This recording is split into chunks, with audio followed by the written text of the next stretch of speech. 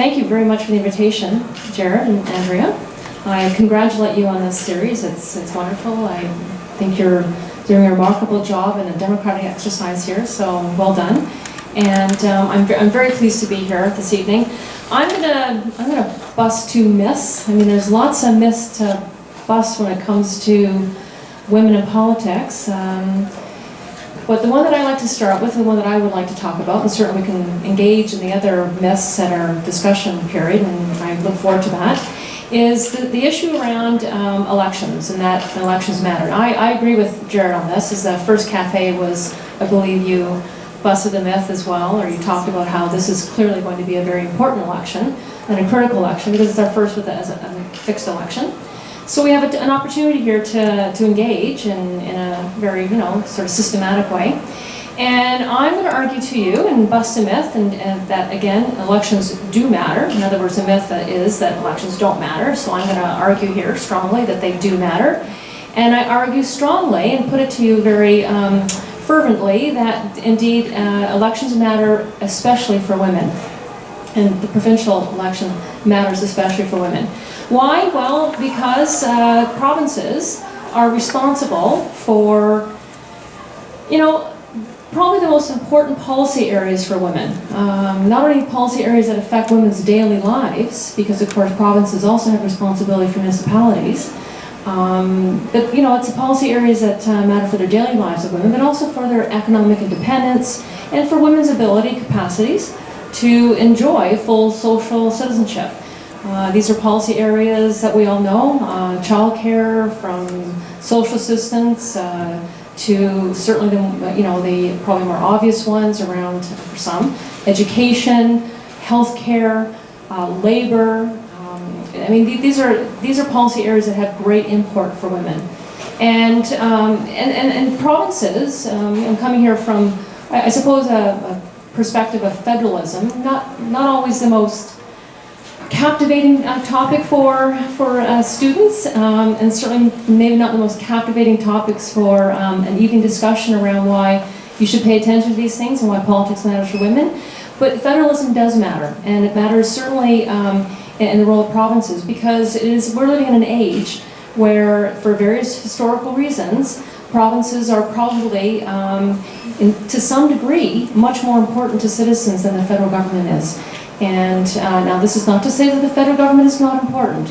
It clearly is, but what I'm making the point to here is that we need to really sort of wrestle with and take the reins of understanding that provincial politics, and particularly here for women, that it matters critically. And of course now, it's up to us to be attentive to this, right? We have to be mindful to, first of all, pay attention, get ourselves educated, and hold our provincial parties to account.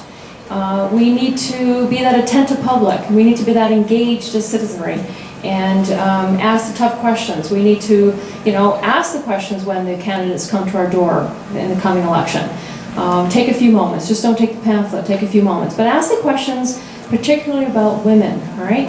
And all issues are women's issues. I've just given you a few here, but certainly all issues are women's issues. So you can, pick your issue or whatever discussion that candidate is willing to talk to you about, and ask the questions around, well, how does that affect women in this province? And you can go with that several directions.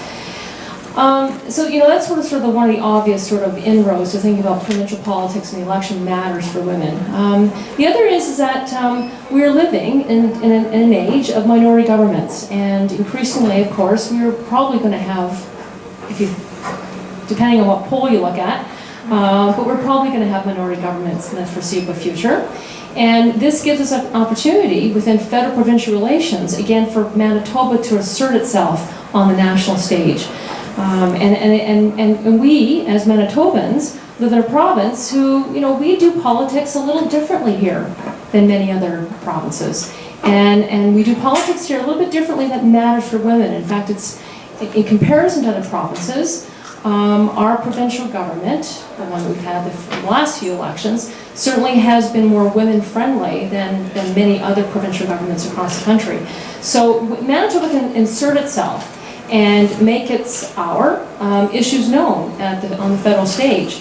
Because of course, ultimately I say that, provinces matter, but both levels of government matter to women. Because women's policy issues don't fit just in the province, or they just don't fit right into the federal government. We need, as citizens and as women, we need both levels speaking to each other for all different kinds of reasons.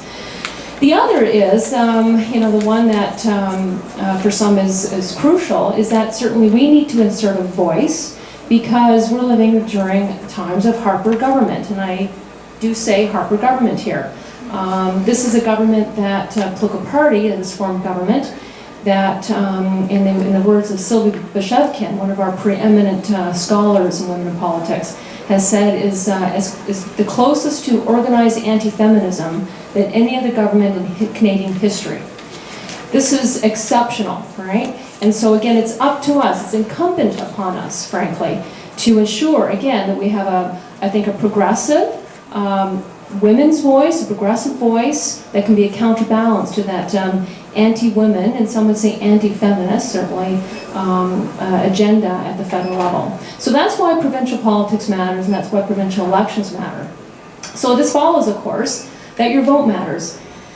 This is my next myth buster, and indeed I have argued certainly that votes matter, and it follows again from my position that the provincial election matters. So of course your vote matters.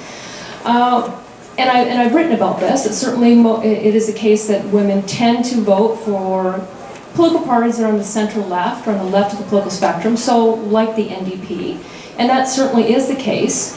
But did you know that more women support the Liberal Party of Manitoba than the NDP?